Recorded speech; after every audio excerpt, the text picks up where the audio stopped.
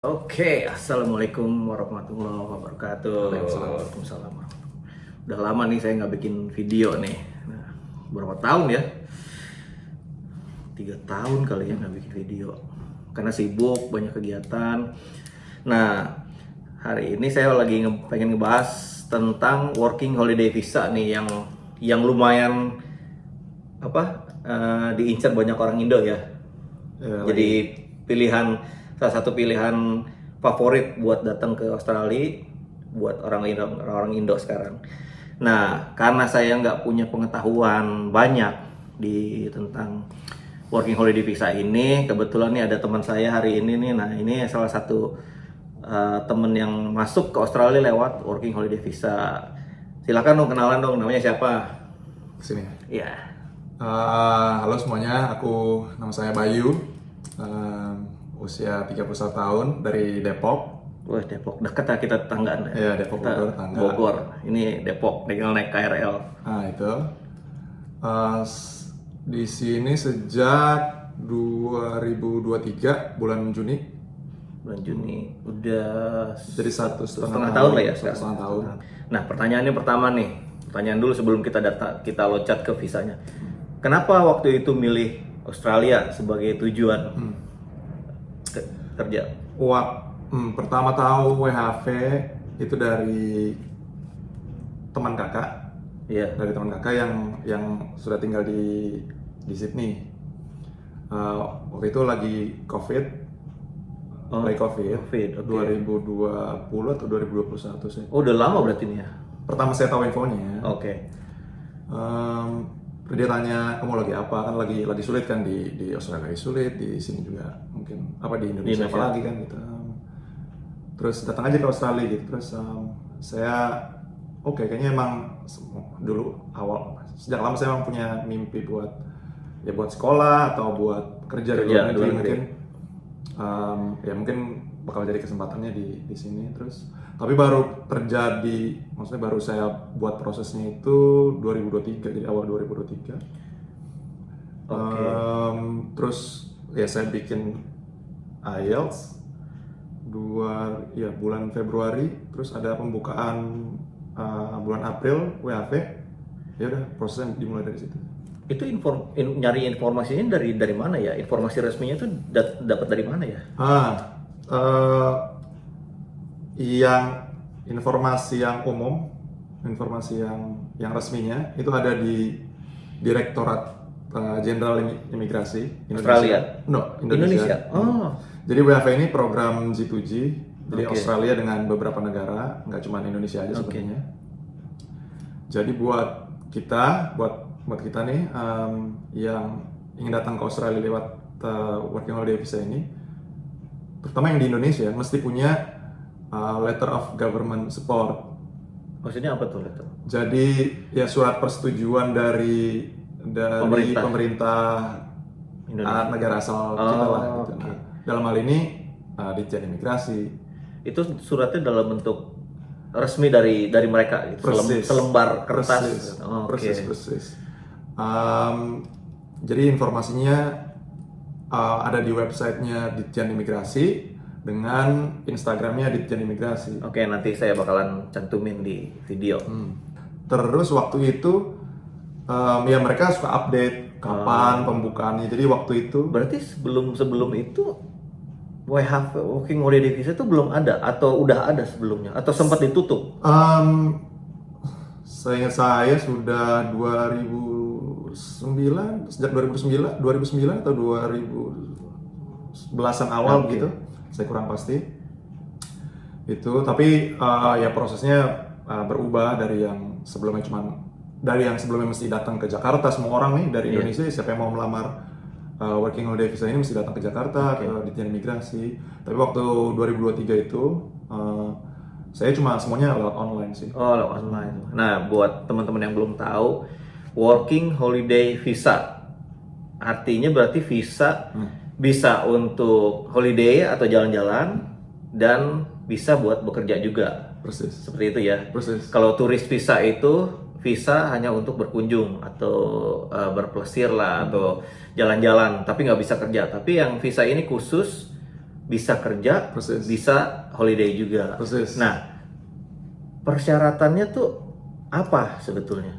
Working holiday visa sendiri, dia ada 2 subclass. Iya. Jadi ada subclass 462 dan subclass 417. Oke. Nah, kayaknya 462 ini buat negara-negara berkembang deh, kayak Indonesia, kayak Thailand. Oh, Jadi di situ ada bedanya, ada limit usianya tuh, oh tuh ada limit usia ya. ada limit usia. Berapa usia maksimum? Maksimum. Jadi kita masih boleh buat apply visa working holiday maksimum sebelum usia 31 tahun. Oh, sebelum tuh. Teman-teman ingat ya, sebelum 31 tahun. Ya, jadi kalau kita sudah 30 nih masih boleh yang penting belum ulang tahun ke 31. Oh, berarti kalau 30 jalan masih bisa ya? Boleh, masih Ya, boleh. 30 jalan masih bisa. Masih boleh. Itu satu usia. Nah, terus apalagi nih selain usia? Tadi usia. Pendidikan. Pendidikannya maksudnya kita harus lulus SMA atau lulus Iya. kuliah? Minimal pernah berkuliah 2 tahun atau 4 semester. Jadi kalau kita sudah lulus ya berarti masuk tuh syaratnya. Oke. Atau misalnya kita masih berkuliah tapi sudah tahun ketiga, itu masuk tuh syaratnya. Tapi surat keterangan dari kampusnya sebagai apa? Masih terdaftar sebagai mahasiswa masih di boleh, situ? masih boleh. Itu boleh. Oh, kalau DO? Kalau DO mungkin boleh ya. Saya kurang pasti, cuman di situ tertulis syaratnya minimum 4 semester. Atau 2 tahun kuliah, entah. Berarti kalau kita masih terdaftar sebagai mahasiswa, kita minta ke kampus surat keterangan kita masih terdaftar di kampus tersebut, masih dalam studi. Jelasnya saya kurang tahu, tapi kalau yang sudah lulus tuh dimintakan ijazah. Ya. Kalau yang belum lulus atau yang masih kuliah itu melampirkan transkrip nilai. Per semesternya betul. kan bisa dicari tahu dari situ. Oke. Nah, selain ijazah, usia, ada lagi nggak? Bahasa Inggris pasti. Itu IELTS itu ya? IELTS atau PTE atau. Nah, teman-teman tuh harus punya hasil tes IELTS, IELTS ya. Yes. Itu ada minimumnya nggak, berapa skornya? Minimumnya 4,5, kalau belum naik 4,5. 4,5. Kalau untuk IELTS ya, kalau untuk PTE saya kurang perhatikan. Oke. Terus apa lagi nih syaratnya? Itu 1, 2, 4. Uang? Iya, deposit. Jadi ya deposit pemerintah Australia mungkin ingin menjaga Supaya kita nggak terlantar di sini. Iya, itu sih. Berapa? Kita harus punya uang berapa di minimum di situ disebut 5.000 Australian dollar. Jadi 5.000. Kira-kira kalau rupiah tuh 50 juta lah minimum lah ya. Harus punya. Ini kalau menurut saya sih bukan memberatkan ya, tapi tujuan utamanya mungkin pemerintah Australia nggak pengen ketika kita datang itu kita nggak punya uang. Ya, proses. Nah, seperti itu. Jadi kalau ada teman-teman di Indonesia, berat juga ya harus punya uang 50 juta. Sebenarnya tujuan utamanya adalah si pemerintah Australia ini nggak pengen kita luntang-lantung lah, kasarnya di negara orang, seperti itu. Nah, ini pertanyaan yang paling sering ditanyain nih sama teman-teman saya nih. Dasar banget. Saya pengen tahu dari Bayu nih. Pertanyaan adalah begini. Kang, saya mau ke Australia nih kerja, tapi saya nggak bisa bahasa Inggris. Itu gimana tuh? Fatal nggak? Nggak tahu, mungkin beda orang, beda kasusnya. Ada orang yang datang karena dia terpaksa, nggak bisa bahasa Inggris pun, akhirnya dia berusaha. Tapi kan di sini ada IELTS tadi kan. Persis. Berarti harus bisa bahasa Inggris dulu sebelum kita memulai sesuatu kan udah ada persyaratannya. Salah satu persyaratannya adalah IELTS itu tes bahasa Inggris. Berarti kalau ada pertanyaan, saya nggak bisa bahasa Inggris, iya berarti ada salah satu persyaratan yang tidak terpenuhi, betul gitu seperti itu. Tapi buat teman-teman nih sekali lagi ya, bahasa Inggris tuh krusial banget ya, penting banget. Saya bilang penting sekali. Penting banget ya. Mau kalau udah ada impian atau angan-angan luar negeri, hal pertama yang dilakukan adalah belajar bahasa Inggris. Mungkin itu tadi saya cerita saya dengar WHV itu 2021, tapi Iya. saya baru mulai prosesnya itu 2023 karena bahasa Inggris sebenarnya. Oke. Karena Mantepin dulu nih. waktu itu saya ngerasa kurang percaya diri. Maksudnya Oke. saya belum pernah tes bahasa Inggris sebelumnya, jadi saya belum tahu sejauh apa saya kemampuan bahasa Inggris Iya. saya gitu. Sampai ya dari situ saya nggak pernah ikut tes, nggak pernah ikut les, tapi saya ya konsumsi ya video bahasa Inggris Iya. atau tulisan bahasa Inggris. Jadi mempersiapkan diri saya. Oke. Terutama dalam mencari kerja nih, karena kita datang ke sini ya terutama saya memang mau cari uang, Iya. cari kerja. Ya, untuk mendapatkan kerjaan pasti ada interview Iya, betul. atau sebelumnya atau mungkin ada yang doorstop atau bukan doorstop, maksudnya hand out CV, datang ke restoran atau datang Oh, ke jadi datang bawa CV langsung ngelamar kayak gitu. Iya, Ah. karena ada online, ada yang hand out CV juga. Oke. Kan pasti perlu basic English. Iya. Nah, ini nih satu hal lagi yang harus dipahamin. Kalau working holiday visa ini datang itu tuh belum dapat kerja kan? Belum. Nah, jadi teman-teman datang ke Australia itu kayak orang datang, saya mau pindah nih ke daerah lain. Kalau misalnya saya dari Bogor, saya mau ke Bandung, tapi saya belum dapat kerja. Saya cari tahu dulu informasi tentang Bandung, tapi saya belum dapat kerja. Nah, sesampainya saya di Bandung, saya mulai cari kerja. Nah, itulah kayak gitu ya working holiday visa. Persis. Jadi beda sama visa kerja. Kalau visa kerja itu dia udah dijamin perusahaannya di mana, gaji berapa dia udah tahu, terus kantornya di mana dia udah tahu. Kalau working holiday sponsor ya. Kalau working holiday visa ini datang ke Australia cari kerja dari nol lagi, dari scratch ya. Iya. Nah, pertanyaan saya nih, Do Bayu. Waktu pertama kali datang itu siapa yang jemput? Nggak ada yang jemput. Lah terus udah dapat tempat tinggal? Ya, jadi sebelum berangkat, Iya. ya sekarang kita punya banyak grup-grup di sosial media seperti Telegram atau Iya. WhatsApp atau Facebook. Iya. Jadi kami yang ya bahkan ya dari sebelum WHV ini sendiri kan ya melihat di Instagram, Iya. terus banyak orang yang minat kan, terus ya di antara kami atau di antara orang-orang yang minat ini juga membuat grup, akhirnya saya join, Iya. terus ya kami saling tukar informasi, saya sendiri cari informasi dari situ, kan karena sudah banyak orang-orang yang sudah melalui proses ini yang Iya. sudah sampai di Australia, mereka juga membantu, Iya. memberi informasi. Terus dari situ juga banyak yang share akomodasi, tempat tinggal, Oke. terus termasuk juga informasi ya tentang kota-kota besar terutama ya, Iya. kota-kota besar di Australia yang gimana cara settle di sini, gimana cara mulai hidup di sini. Oke. Dari situ terus juga saya juga kenal kawan-kawan yang lulus, istilahnya yang dapat surat dari imigrasi di tanggal di waktu yang sama gitu. Ini sama-sama WHP nih. Sama-sama WHV. Jadi waktu itu saya oke. bulan April, grantednya itu Mei. Jadi dari situ siapa nih yang sudah granted, siapa yang udah granted mau berangkat kapan. Iya. Dari situ kami membuat grup lagi. Jadi Berangkatnya waktu itu barengan? saya sendiri. Oh, sendiri? Saya sendiri, cuman karena ya tapi berhubungan lah sama kawan-kawan yang datang di waktu yang hampir bersamaan ini, kita berhubungan akhirnya. Ya dari situ dari sebelum berangkat, sebelum sampai saya udah cari tahu di mana akomodasi. Oh, berarti itu udah beres sebelum kamu landing di Australia?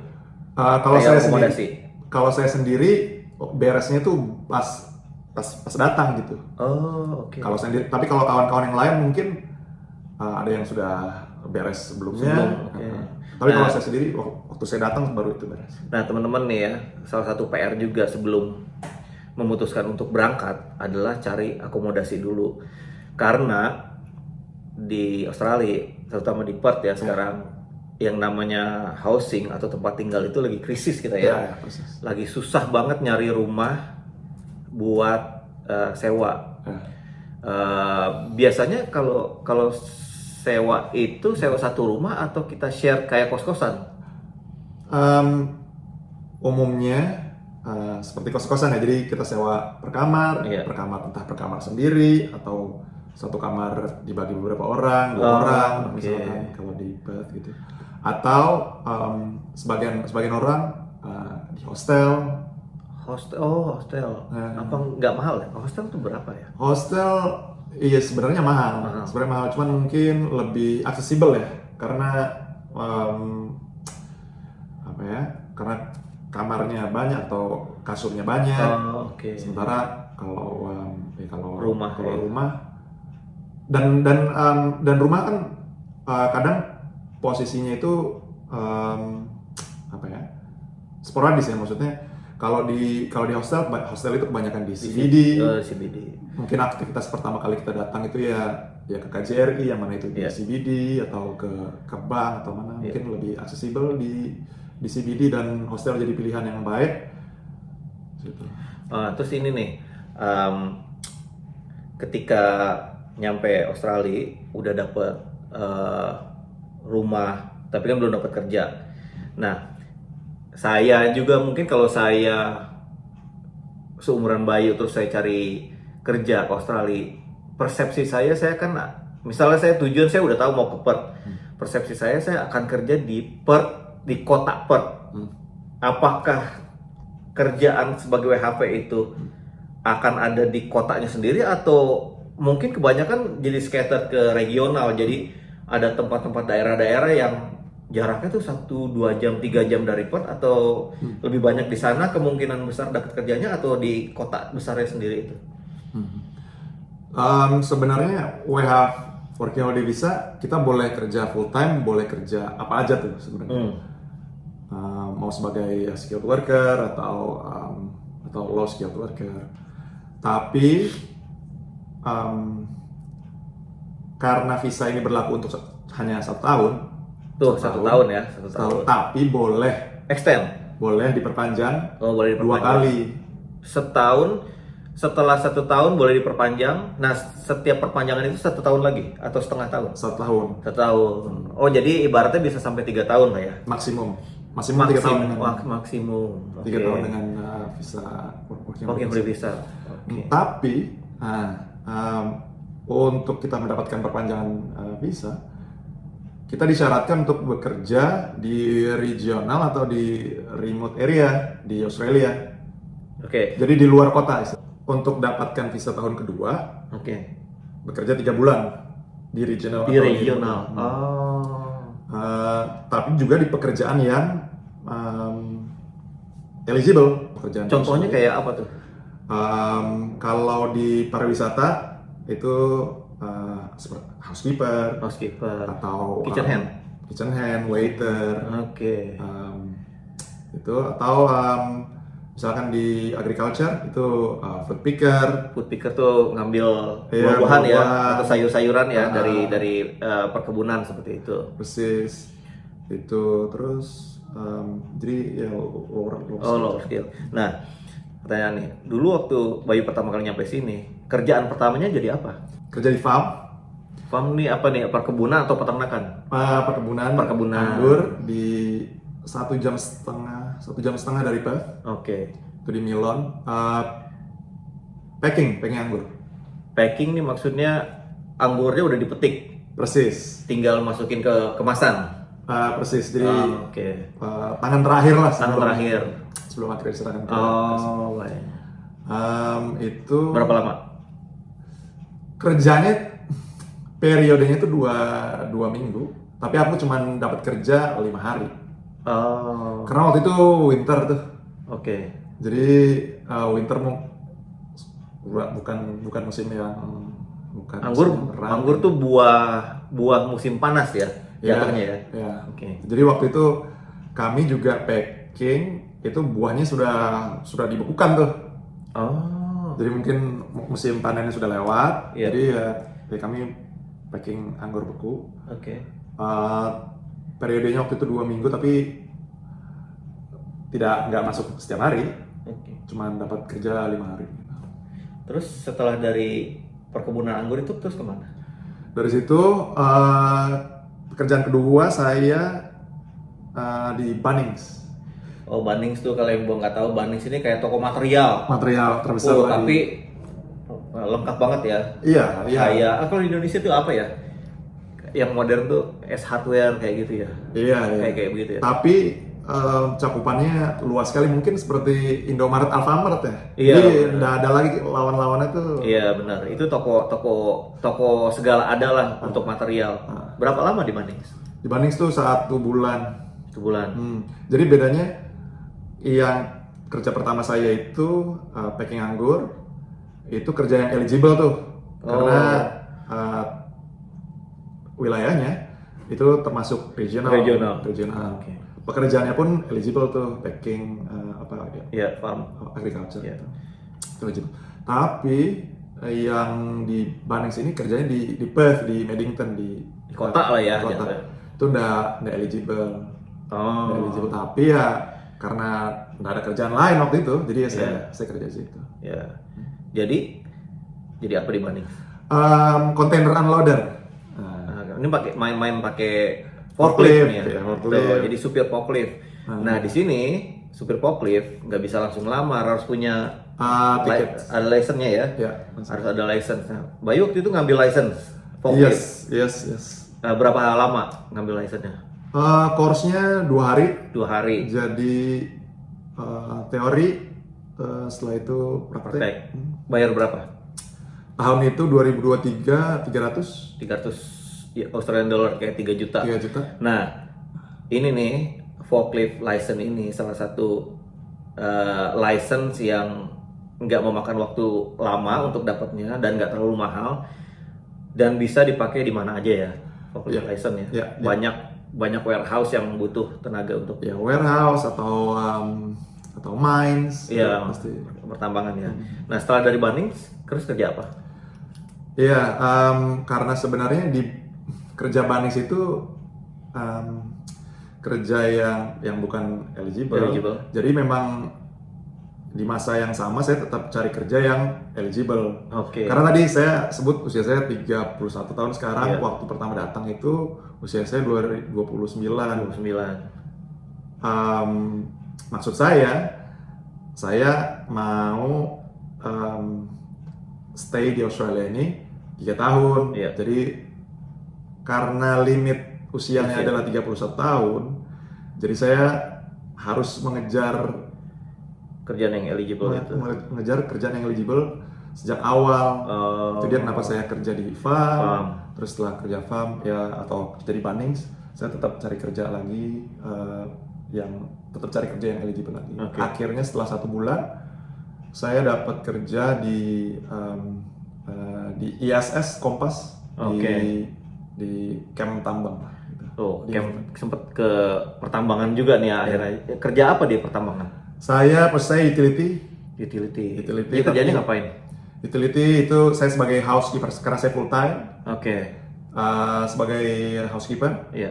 Jadi kerja saya ya bersih-bersih mining camp. Mining camp. Nah, jadi tempat-tempat tinggalnya para pekerja tambang ya. Iya, tempat tinggalnya kami semua lah yang Iya. kerja di tambang itu. Nah, yang teman-teman pengen tahu nih jadwal kerja di tambang nih kayak gimana, bro? Gitu tuh, pengen tahu. Iya, karena tambang sendiri umumnya kan jauh dari Kota. kota. Kesananya naik pesawat. Iya, di Berapa lama naik pesawat? 1 jam 40 menit, 1 jam 45 menit. 1 jam 40 menit dari landing ke site-nya berapa lama? Kebetulan saya di Newman, Iya. jadi Dekat ya? Newman itu kan tahun ya, jadi Iya. deket sih, cuman 10 menit, 15 10 menit. Nah, kerjanya berapa hari? Liburnya berapa hari? Saya full time sebagai housekeeper, kerja 9 hari, libur 5 hari. 5 hari. Tapi Nah. kalau 9 hari nih kerja ya, nggak ada off tuh ya, nggak ada, straight ya. Nggak ada. Berapa jam sehari? 12 jam. Nah, 12 jam nih. Jadi teman-teman kalau yang mikir, oh kalau di pertambangan gajinya gede, Iya, sama kerja 9 hari berturut-turut, 12 jam sehari. Kalau fisiknya nggak prima-prima banget, bisa. Ya, apalagi misalkan sekarang musim panas nih di Australia.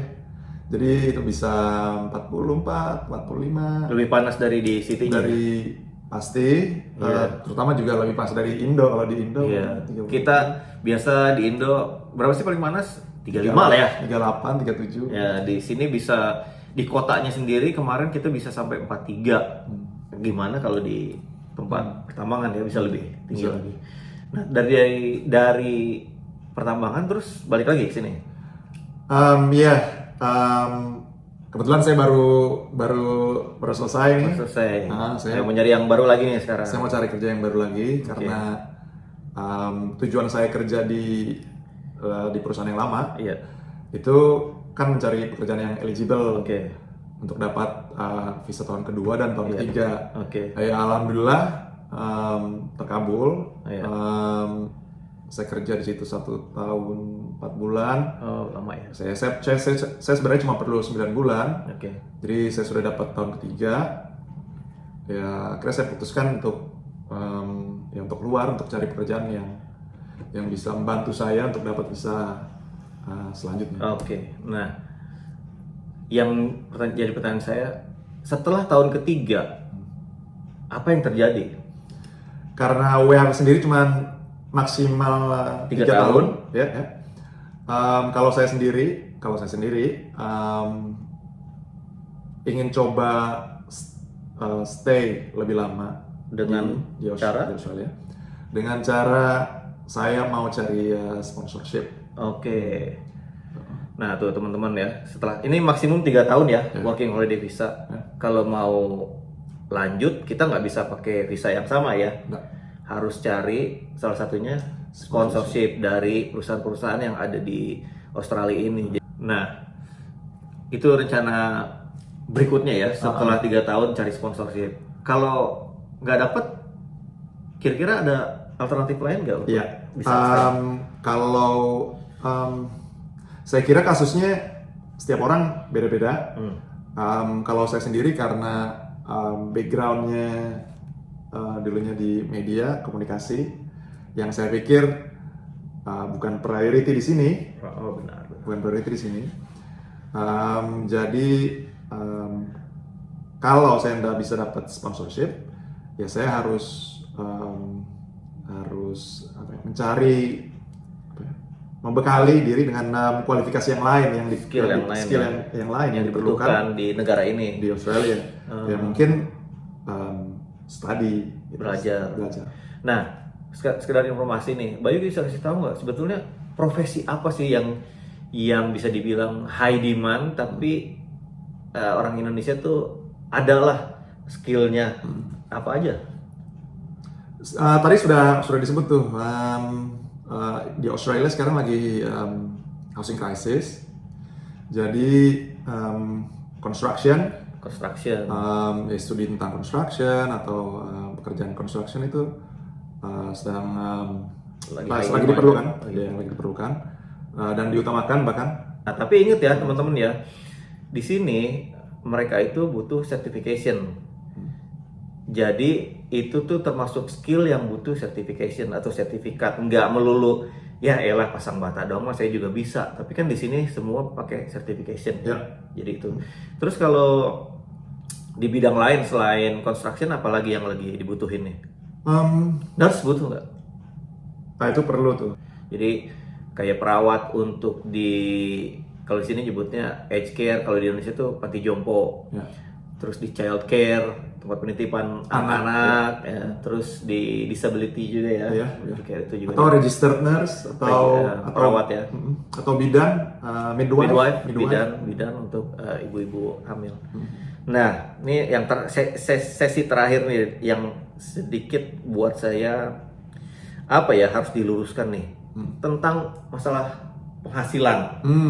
Kan banyak nih berseliweran di sosial media kalau di Australia ini gajinya gede, ya kan, bisa ngumpulin duit setahun tuh sampai ratusan juta, bisa sampai MM-an.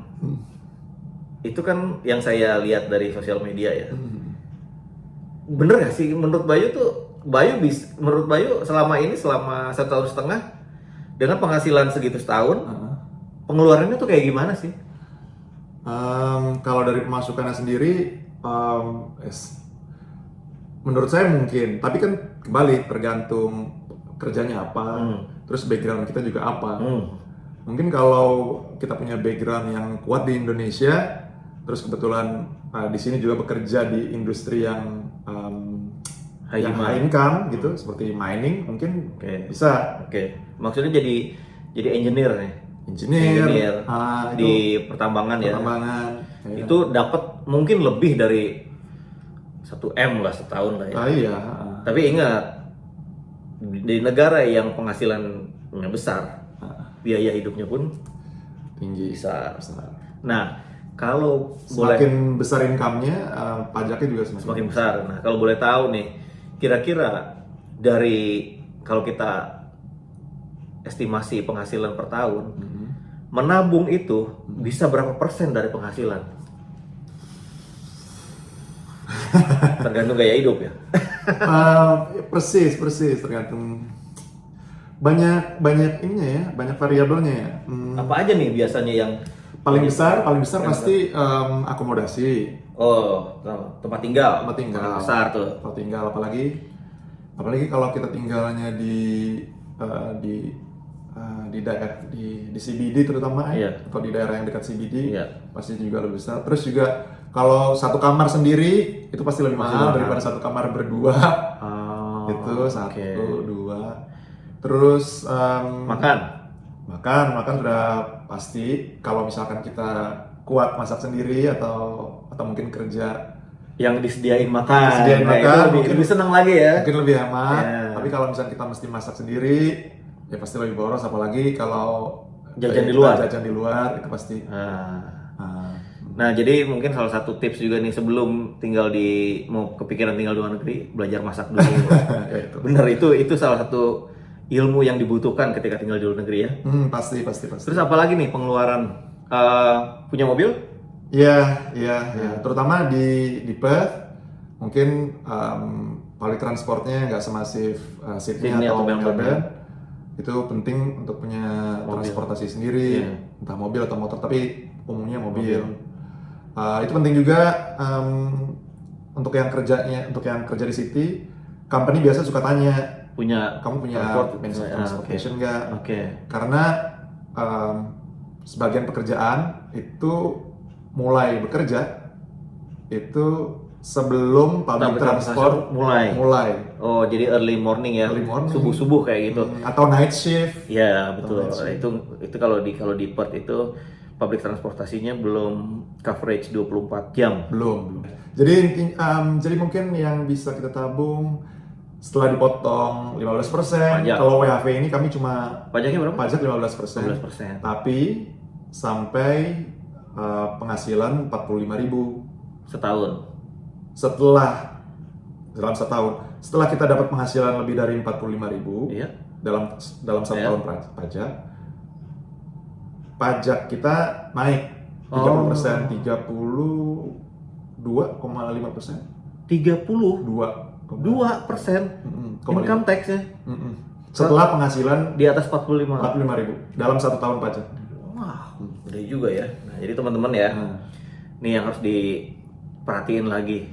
Kalau kita ngomong gaji kotor, di sini kan hitungannya ngomongnya kalau nggak per jam atau gaji per tahun. Nggak ada tuh gaji per bulan berapa? Kadang-kadang kita mikir kayaknya nggak ada gaji per bulan deh. Karena di sini gajinya itu per 2 minggu. Dan biasanya dihitungnya dari per jam kita berapa. Atau kalau nggak kita tahunya gajinya per tahun.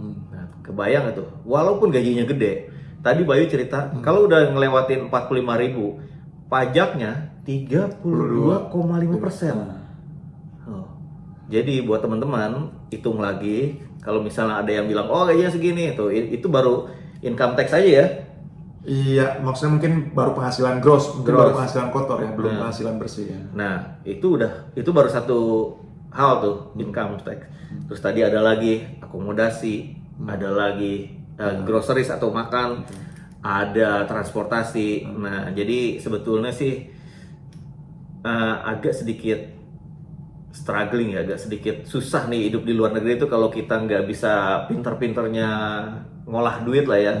Dan gaya hidup satu lagi, tinggal di sini tuh gaya hidupnya nggak mungkin sama kayak di Indonesia. Yang kita selalu makan di luar, jajan. Oh kalau kayak gitu, jangankan menabung, yang ada minus kali ya, nggak bisa, nggak punya duit kalau kayak gitu ya. Bisa mungkin.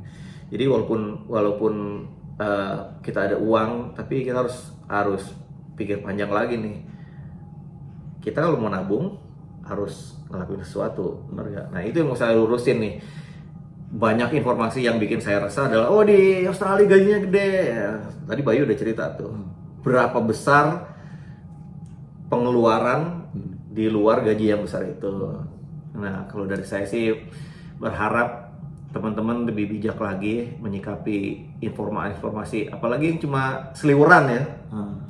Karena banyak banget yang datang, yang nanya ke saya, saya mau dong kerja di Australia, apa aja deh. Tapi pertanyaan pertama saya ke mereka, kamu mau datang pakai visa apa? Nggak tahu. Nah itu harus dipikirin dulu ya. Sebelum datang ke sini tuh browsing dulu lah. Mungkin kalau case-nya Bayu tadi, oh Bayu cari informasi tentang working holiday visa. Itu salah satu jalan masuk untuk ke Australia lewat working holiday visa. Tapi tadi ada batas usia sama persyaratan lainnya. Terus ada pertanyaan lagi yang kedua, kalau aku mau kerja di Australia tapi nggak bisa bahasa Inggris, ya susah juga ya, karena kita di sini. Mungkin kalau bisa saya tambahkan, itu penting untuk diri kita sendiri. Betul. Untuk diri kita sendiri, kepercayaan diri terutama. Betul. Kita baru pertama kali datang. Betul. Kita datang sendiri. Mungkin juga pertama kalinya datang ke negara orang. Pertama kalinya mungkin bicara dengan bahasa Inggris. Iya. Itu berpengaruh sama kepercayaan diri. Benar. Kepercayaan diri. Apalagi dalam cari kerja. Iya. Walaupun kita pede sama skill kita, tapi ketika komunikasi kita kurang pede, di situ kadang-kadang jadi. Atau mungkin karena belum terbiasa, jadinya awalnya mungkin terbayang nih, interview bakal begini. Iya, begitu. Tapi kalau belum terbiasa, mungkin di situ ada gugup, ada pokoknya kepercayaan diri, atau bahkan untuk memulai aja, untuk memulai daftar kerja atau jawab interview mungkin ya tergantung dari kemampuan bahasa Inggris juga. Ini ya salah satu jalan masuk ke Australia. Kalau ada pertanyaan, saya pengen dong kerja di Australia. Ini salah satu jalan masuknya adalah seperti Bayu ini, lewat working holiday visa atau visa liburan bisa sambil bekerja. Oke teman-teman ya, ini mudah-mudahan informasinya bermanfaat buat yang pengen mencoba peruntungannya kerja di luar negeri, khususnya di Australia. Pastiin tadi yang informasi yang Bayu sampaikan dicatat semua, sama saya nanti bakalan cantumin juga IG-nya Bayu biar beken. Kalau mau DM langsung aja ke Bayu, jangan ke saya karena saya nggak punya banyak informasi. Saya ini cuma pekerja aja di sini, cuma warga Indonesia yang emang kebetulan udah lama tinggal di sini. Oke, sampai di situ aja ya teman-teman. Sampai ketemu lagi segmen berikutnya. Assalamualaikum warahmatullahi wabarakatuh.